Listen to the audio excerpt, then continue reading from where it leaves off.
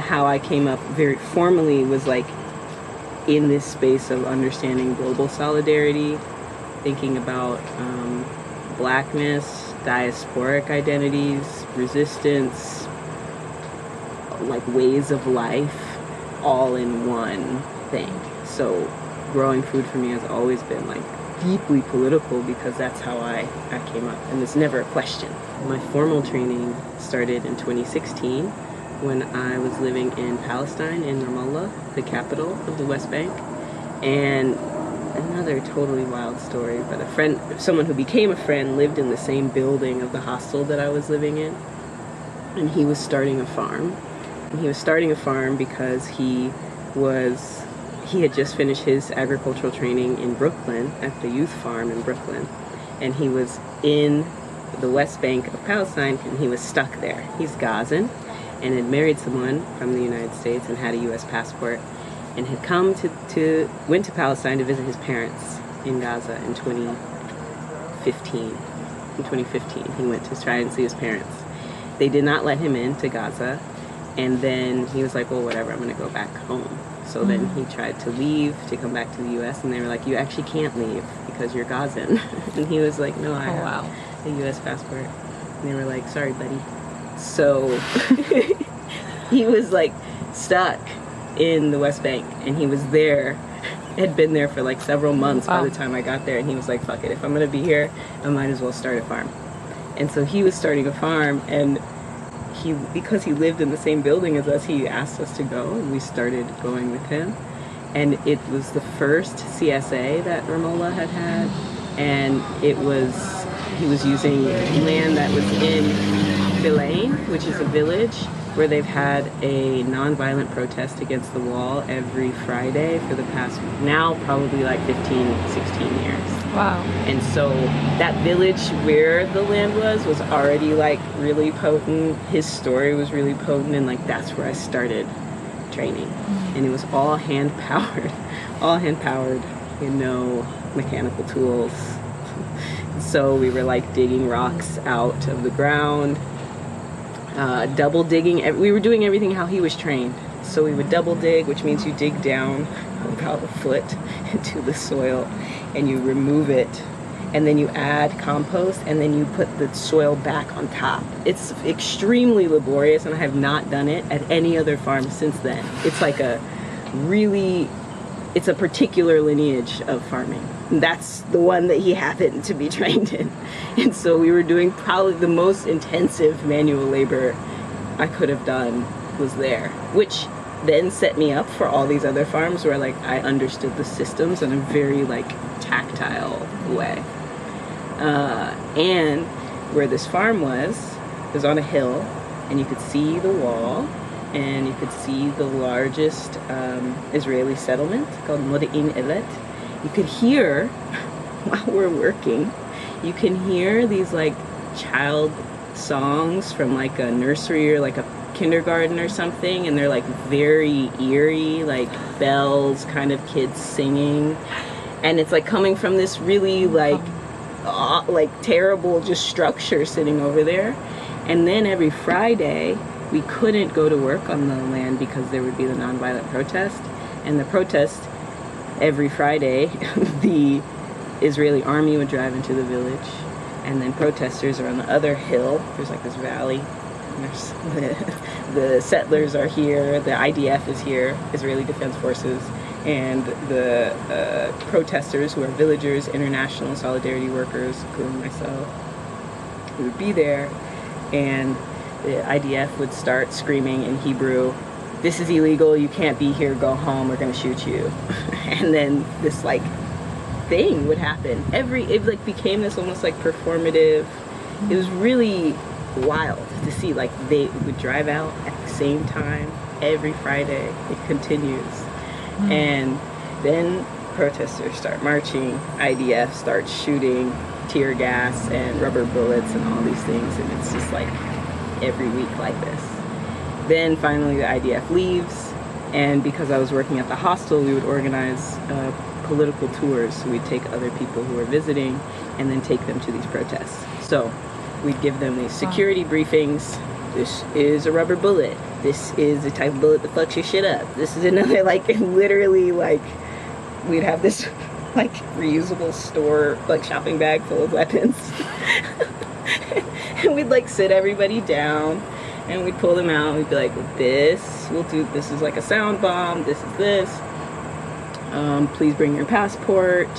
Don't tell them that you came from here. Cover your face. This tear gas sucks. Actually, that tear gas that the IDF uses has been banned in all other parts of the world because it's known to be lethal. It's very... I haven't been tear gassed since then, and I'm sure I would be like, what is this stuff? Like, the IDF tear gas is awful. So we would teach them how to deal with that and then take them to this political tour where they do this nonviolent protest.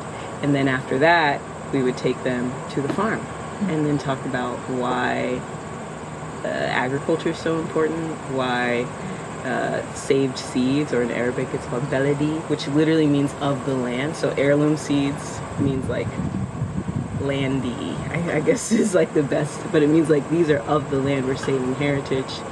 And we would talk about why it's so important, and then that would be the political tour. I'm always thinking about our human body and like our relationship to the land. So everything is about that. When I worked at Harmony Farm in West Virginia, this 5-acre farm, it's like grind time all the time. And there's a certain way of growing in small agriculture where you're like hustling all the time, literally encouraged to run at times. Even if you watch the United Farm Workers videos now, like farm workers run, you know, it's like can be a very intensive experience, and like that to me is extremely unsustainable.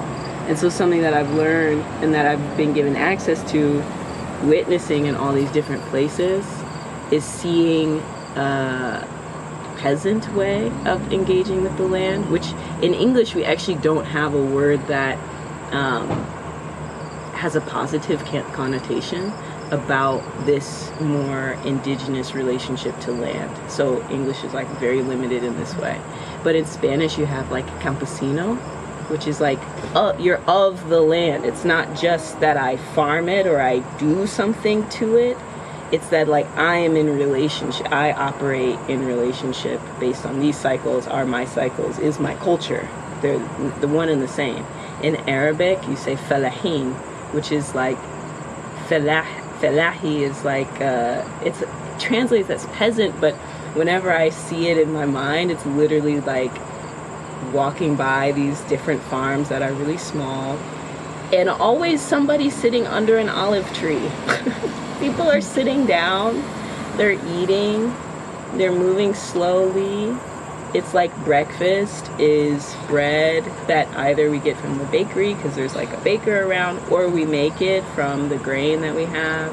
Then we just put a ball of goat cheese on it from the goats that is preserved in the oil from the trees that we make. It's a lifestyle, you know. And we don't, in English, like as the language, but also of the peoples, completely have lost that connection, murdered their connection to that way of life. There is also indigenous European traditions that have been suppressed and oppressed for many years, right? So it's like what we've inherited in terms of this language is really limited in that sense. So I would say what I bring to all these spaces is like that it's a way of life, you know? Yeah. It was once I started farming in Palestine that I was like, oh shit, this is like my thing. I'm about to just do this. So I was telling my family I'm gonna go to West Virginia and then hopefully I wanna look for some land. I was like so hype on this. And then they were like, well, why don't you just use the family land in Louisiana? I said, what? Since when and how and why? Like, I had no idea. And I knew that my grandma grew up in Louisiana, but I didn't like ever put this whole picture together, which is that she grew up in part on this land that her father bought, and her father, Calvin Brown Jr., is a land steward. He was a land steward. And so he grew sweet potatoes, cotton, and was essentially in some kind of sharecropping type situation, as my grandmother explains it. But he owned the land. But it was more like he would still have to pay so much to get his cotton ginned or to sell his things that the income was like very low. So he is a grower, and that's like really rich history. We still have this family land. My great uncle tends it. There's houses there. My great aunt lives there. My great aunts live there. There's horses on it now, and they really just plant a small garden like turnips. My uncle really loves turnips. And he does some tomatoes and a very small garden. But it's 10 acres, and it's like a really beautiful space that I've been able to visit since. And that's on my mother's side. And on my father's side, we have a history of Japanese immigrants. And so people who came to the Pacific Northwest, in particular, for agriculture specifically, is why most Japanese people came in that time period. And in the Pacific Northwest, there's a deeper history of Japanese American presence, because that's where folks were coming. And my family still has an apple orchard there, which is quite rare because due to Japanese internment, people were rounded up in this area and taken away. So the fact that people went back and were able to have space and cultivate it is like really striking. And so that's in Hood River. And yeah, that's also a family farm that's in operation, which I didn't learn about again until I started growing. And so yeah, there's lots of that. And then there's like more histories that come out where like my grandma's telling me about her grandmother, who was a root worker, and she'd be like, yeah, she would just go out in the woods and pick us something and chew it up and like put it in our mouths, or and she like knew everything. And so I'm like coming to know more about my lineage, and it's like so incredible because I just feel so privileged to be able to like do so much of the work that they did. There's also like healers, lots of the root workers, and also nurses, which I also see as just like a translation of healing into this society, and teachers and spiritualists and land workers. And so like when I started learning this, I was like, duh. But the space, I guess, that I feel called to kind of cultivate is about this connection between mind, body, and land, which to me, like really succinctly, is an indigenous way of being. It's a traditional way of being, to say like, I am a system, I am of these systems, and so we're all in relation, and I am not dominating against domination in the sense that we're talking about like interconnection. So the ways that manifests for me is like within the yogic tradition, like for yoga asana, making the shapes that we do on the yoga mat. Like the definition of asana is stiram sukham asana, which means anything that you do with steadiness, stability, and comfort. So it's like this balance of like ease and effort is asana. And like when you have that balance, that's when you have the opportunity to then be in alignment with like self and spirit. So the whole purpose of yogic practice is to reconnect with the divine, essentially. Which like here, as it's translated, gets really missed. They think it's about the physical benefits, but the physical benefits in yogic text is like a side benefit. They say like you have to strengthen and purify your body, only because the intensity of connection when you reconnect with the divine can hurt you if you're not physically prepared. That's what it is. It's physical preparation for reconnection. And I bring that up because I think about asana even when like I'm hoeing a bed, or like I'm weeding, or I'm like repetitively planting something and my breath is synchronized, or when I take walks. Big part of land stewardship, I'd say, is just like mindful walks, to be able to walk and look at plants and look underneath and touch them and feel them, talk to them, be like, are you thirsty? Are you hungry? What are you hungry for? Is it too tight? Do you need more space? But this is like a somatic questioning. This is like, you have to understand your own body to be able to also look at these things as bodies, as living beings. And so they're like one and the same to me in this way that, again, English is very limited. It's like, I feel like it's exactly this space of English that, of course, there's no words when you think about the society that we're like acculturated into. Of course, there's no real great way to say this. And so I've been like just validating that for myself as well, that like English is English. Mm-hmm. It's like of this particular way of being. And so it's gonna have to become poetic, literally, to talk about the ways that bodies connect with land, because it's in this space without words, you know. So it literally has to become poetry, which is like wild. So it's called Root to Bloom, and that has become a really beautiful just metaphor for me about, so in a lot of yoga classes, teachers will say root to rise. So you kind of like bend your knees, get into this pose, and then stand back up. So you like root down and stand up. So I was thinking about that, and then also thinking about the growth cycle of plants, like from their root to their bloom. Like the bloom is the actual moment before it starts returning back to seed. And so it's like this pure expression that I just find like so beautiful. And so through Root to Bloom, I'm doing agricultural consulting, which looks like I've worked with folks in town who are starting a garden and don't know where to start, or they need garden design, but also like technical support on like how to support these plants.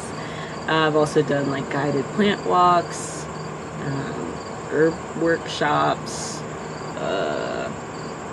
more garden design and management.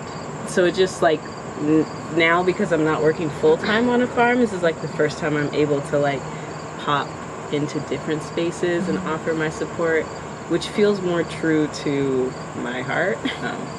I've been practicing yoga since I was in middle school. My dad took me to my first class and I like loved it. I loved it.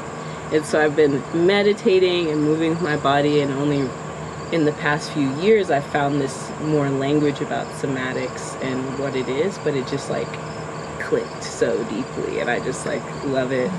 And I also practice Reiki, which I'm even shifting my language away from. I'm learning a lot of people particularly like in the Pacific Northwest who are talking about Reiki being a way, again, of translating into this culture, a practice that's very ancient and traditional of Japanese lineage. And it has Shinto practices, which is like a spiritual practice that is animist in that it relates to the life and spirit of every living thing. And so even practicing Reiki or energy work is also a part of Root to Bloom, where I work with people's bodies to think about how are you connecting to yourself, where are your boundaries, how are you expressing yourself, where do you feel stuck, what can we work on for you to feel more safe in your body. And then we discuss how to then feel more joy and pleasure. And so I'm really studying pleasure and eroticism now as it relates to the body, and I'm in this course of conscious erotic touch, and I'm just like learning about erotic energy and how that in and of itself is what then reconnects earth and body. Like without erotic energy there is no life. It's actually creative energy, which is like everything, right? Like even the process of something flowering and going to seed is a erotic and sexual practice. And so it's like it's all connected. Everything is everything. But I'm really like deepening my studies of pleasure in the body as a way to help guide through yoga and breath work and Reiki, to help guide people back to their senses of self and reconnecting the land. So I often tell people that like agriculture isn't just this like Farmer John type situation. You know, it's not like you have to have overalls and go out and shovel and it hurts, you know. Agriculture is literally the culture with which is born out of the relationship to land. So you're always and already implicated in agriculture if you eat. Like everything comes from earth. All of your clothing is of earth. Everything is of, like, it is the resource. So even when we try to make these distinctions of like man-made something, we are of earth. It is a further abstraction and extraction of earth, but it's always of earth. And so I found that like reframing to say like I'm always communing with earth in everything, that can begin to create this more mindful awareness. Like even this table is like of a tree, which is of a life, of a place. So when you like sit, like really sit with that and ask yourself like, where is this from? Who made this? How did it get to me? And tracing its way back to earth, that is in and of itself a very beautiful mindfulness practice that then brings you back to your conscious awareness, right? Because you're saying like, if I'm exploring this jacket, resting on my skin, how does it feel? How does cotton feel? And physically, how does it feel? It's soft. Energetically, how does it feel? Kind of sticky. I'm kind of still hurt by cotton, by this relationship to cotton, right? It like brings up these sticky, painful images. Okay, what does that feel like? Where do you feel that in your body? I feel it here. I get kind of tight, makes my stomach kind of hurt. It shortens my breath. Okay, how does that feel? I feel anxious. It's like literally a whole process, but it's of earth, always. So that's something that I find even when I'm in like states of experiencing a lot of heaviness, that I will go back to this practice often, where like it's also deeply anti-capitalist to do this practice, right? So in capitalism, these things become separate from where they came from. You don't see the human labor in something, you don't see the resource of something, you just see the thing. You just see like the shiny product, and that itself is the only thing that has character. But when you start to see how that product got there, and that it's not just a product, it's actually this line of life and energy, that's very, very anti-capitalist. And so it's also part of like liberatory politics, I think, doing this work of reconnecting earth and body. Reconnecting to feeling might also just be like a more fine-tuned part of the same practice that I was explaining before, of just like, how does something feel? So even if you may be experiencing pain in a moment, like, what does it feel like? Is it dull? Is it sharp?